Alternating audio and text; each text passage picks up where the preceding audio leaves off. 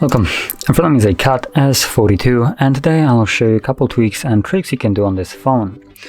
And we're going to begin with the dark mode, which you can quickly find, I believe, in the notification panel, or it looks like it's not here. So let's go into the settings where it was most certainly can be found in the display section. So select dark mode, confirm it, and there we go. You are now in dark mode.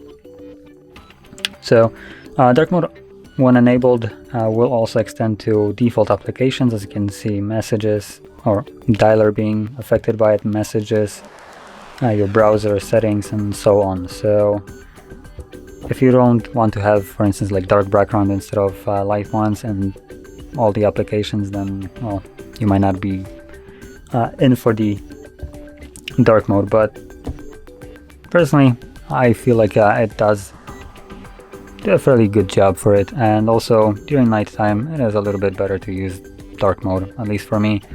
The pure white background isn't as obnoxious when it's not white. So anyway, let's move on to the next option, which is probably not going to be for everybody, but it's the glove mode, which simply allows you to use the device with some kind of obstruction. So basically gloves. Also, if you, for instance, sometimes, I don't know, snorkel, stuff like that, some phones that have these robust cases with like screen over the screen, especially for like high pressures, will require you to enable things like glove mode so they function better. Now, to actually enable it, you can find it under, again, the display section. So let's go back here, and there we go, right at the bottom, glove mode. So all you need to do is enable it, and there we go, that's it. No, I don't really need it, so I will disable it right now. Well, that's where you can find it. And moving on to the next option, which again can be found right here, it's the lift to wake option. So basically when the device is unlocked and you lift it up, it will wake up. Now, there we go, as you can see, without pressing any buttons. It also vibrates when you pick it up for some reason, but it wakes it up. So if you want to have a quick glance at your device, don't really feel like pressing anything, just for instance checking the time, you can just lift it up, shows time, and that's it.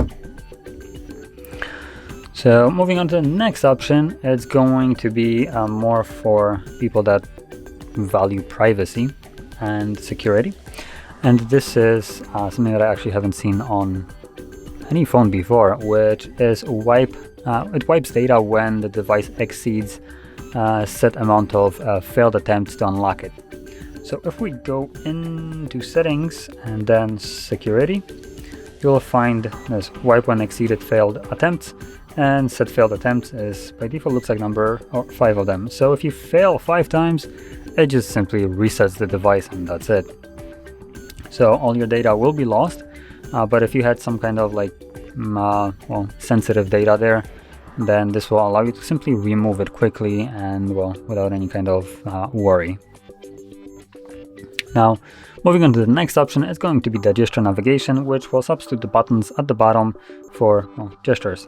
So let's go into System, Gestures, System Navigation, and Gesture Navigation. And there we go. As you can see, it adds this tiny little bar at the bottom. And if you never used gestures before, they're fairly, I would say, convenient, nice to use. So just to briefly go over them, you swipe up to go home, you swipe up and hold to go to recent, and swipe from the sides to go back. That's basically as simple as it is. Now, that being said, this would conclude all the tweaks and tricks I wanted to share. And if you found this video helpful, don't forget to hit like, subscribe, and thanks for watching.